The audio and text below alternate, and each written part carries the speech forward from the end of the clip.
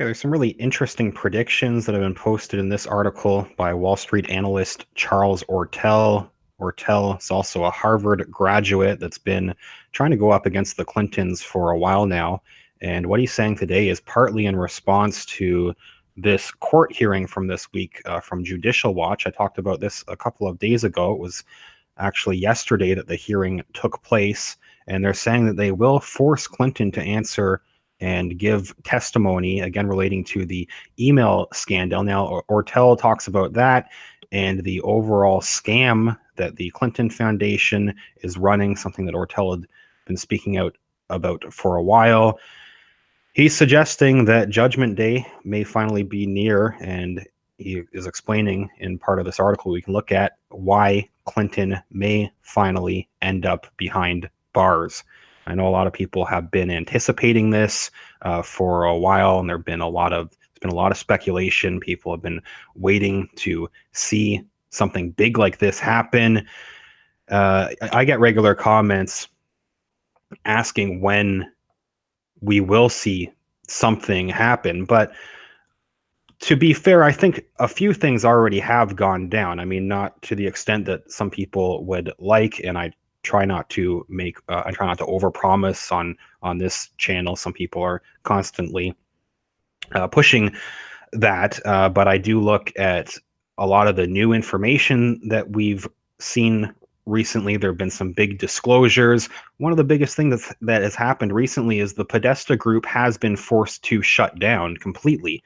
We know that Clinton Foundation donations are also way down.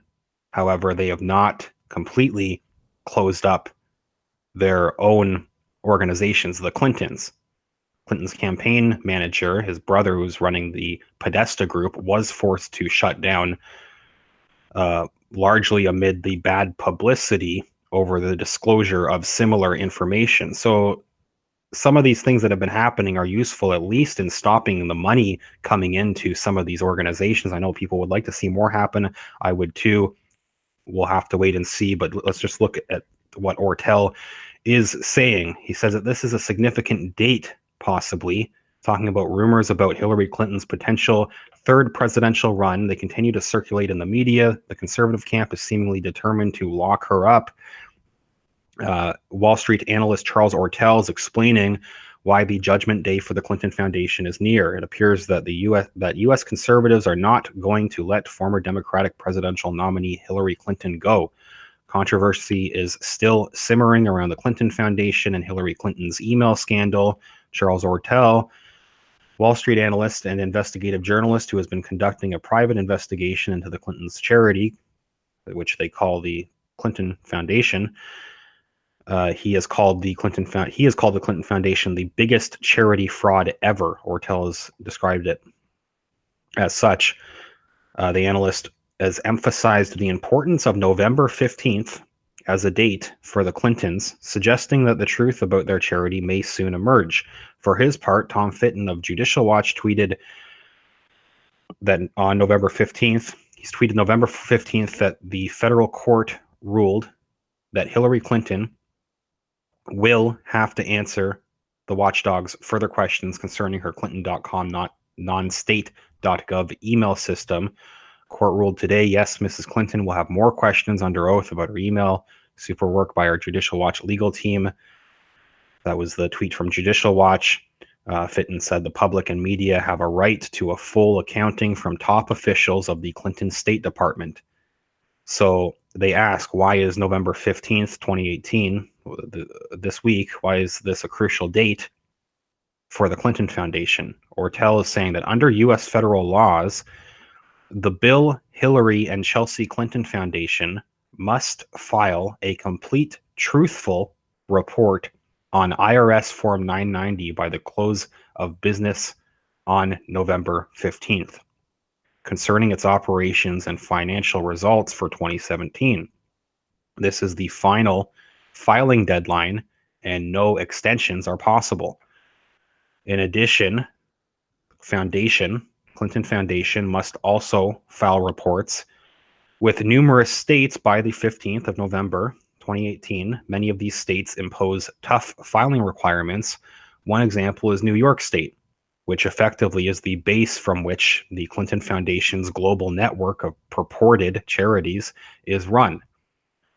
Unlike the IRS, New York requires charities to list out all of their subsidiaries, branches, and affiliates to provide details concerning all of the grants given to them by governments, foreign and domestic, and to procure an audit from an independent and certified professional accounting firm that is wholly consistent with the U.S. General Accepted Accounting Principles. They say since '98, when those New York laws were applied, the Clinton Foundation has never complied and therefore has been in gross uncured violation of laws, which the state has enforced vigorously, including with respect to the Trump Foundation. So it's not impossible that they would do the same to the Clinton Foundation. We have seen a double standard, but they've gone after other foundations run by politicians. Sputnik is saying, why do you insist that the charity will not be able to present a comprehensive fiscal report? How is the situation likely to unfold in this case? Ortel says in the U.S., strict rules apply to financial reporting charities. For charities, all financial reports for charities are strict rules. The report that is due concerning 2017 can only be filed accurately if the Bill, Hillary, and Chelsea Clinton Foundation attempts to correct years of false and misleading prior filings that used counting techniques not allowed in the U.S. for charities and includes missing schedules and info that was never validly filed. Formed on October 23rd of 1997, Bill, Hillary, and Chelsea Clinton Foundation was then called the William J. Clinton Presidential Foundation. Despite being required to do so, this entity did not file an IRS return on Form 990 for the short period from its formation through December 31st, 97. They say that he adds that while this took place in 97, there is no statute of limitations concerning this failure to file an initial short period return. So they could, they're still facing some trouble for that. The failure to disclose that in 97, they could still come back against them. He says so far, no compliant audits. At this point, no compliant audits have emerged in the public domain from the 98, 99, or 2000 years when Bill Clinton was president, and when those running his foundation may have believed the IRS and Department of Justice would not intervene to enforce laws and regulations. Financial information purporting to be audits, they put in quotes, purporting to be audits, this financial info for 2001, 2002, 2003, and 2004 has emerged, though these documents are omitted from the Bill, Hillary, Chelsea Clinton Foundation web portal. These reports flatly state that they are prepared using accounting techniques that are not permitted within the U.S.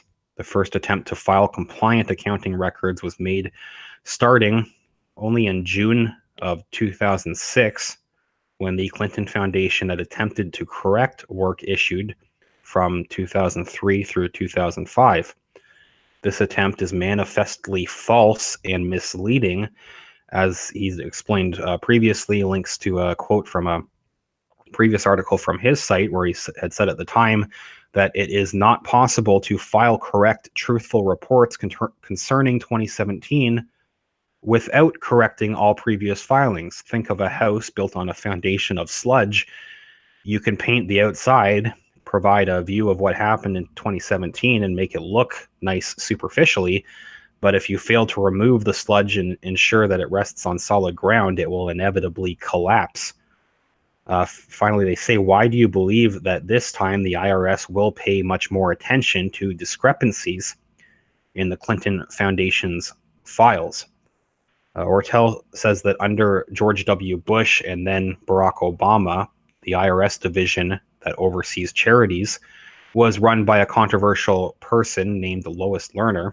In the early period of the Trump presidency, forces loyal to former President Obama, in particular, appear to have defended against efforts to expose the true extent of abuses perpetrated by Lerner and her allies using the IRS to target political opponents, chiefly conservatives, during the Obama years. Another quote that he points to says, "Even now, I and others suspect that the Justice Department still has Obama loyalists working actively to obstruct the progress of the Trump administration. It was only recently that President Trump was able to have the Senate confirm his choice to head the IRS." So, November 15th, 2018 will be the first filing deadline when Trump appointees at the IRS and the Justice Department finally have firm and informed hands on the levers of power. One hopes they will administer justice fairly. And the last final question that Ortel's asked, they say, if suspicions are justified, what sort of inquiries and probes could be launched by the state and federal authorities? And how could it backfire on the Clintons' associates, the charity donors, and Hillary, Bill, and Chelsea Clinton? Ortel has said recently, former Republican U.S. Congressman Steve Stockman was sentenced to 10 years in federal prison for a set of crimes his crimes had involved only $1 million in charity fraud, as well as public corruption. This is nothing compared to the Clinton Foundation, likely. He's also added that previously a former Democratic U.S. congressman was sentenced to 5 years in federal prison for her role in a similarly sized charity fraud. Using flawed figures that likely do not capture the full extent of donations sent towards the network of Clinton charities. So I guess this is a conservative estimate. I guess he's saying he's still saying, even without taking into the possible full extent of donations, there's about $3 billion that may have been sent towards the Bill, Hillary, and Chelsea Clinton Foundation and its affiliates, because the Clinton Foundation has never had a board of trustees tough enough to defend the interests of that entity against the conflicted personal and political interests of the Clinton family. The Clinton Foundation has never been validly audited, and no outsider actually knows how much money may have been stolen or diverted for illegal purposes since 1997.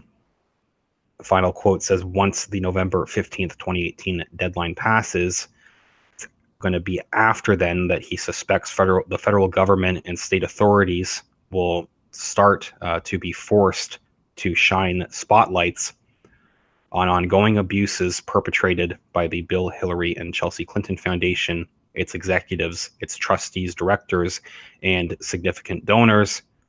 All of these should have been able to spot obvious errors, false statements, and omissions that have been circulating in the public domain around the world for years. So, saying that this is a significant date that we might see a lot more being exposed starting after today, the next couple of days, possibly. It does seem like there have been a lot of things happening in the news. There is a lot going on, but this is definitely something to keep an eye on. Thought it was an interesting perspective, at least, and it will be good, I guess, that it does seem promising the way that court hearing went yesterday, that Clinton will be forced to give more testimony, thanks to Judicial Watch. Let me know what you think about what Ortel's saying about that hearing yesterday and how that might play out. Have links to my Patreon account and my PayPal in the video description, patreon.com/realityreader. Thanks everybody that donates to the channel. Helps me keep talking about these issues here. Also have a link to the article if you want to look in full. I'll follow up soon. Thank you.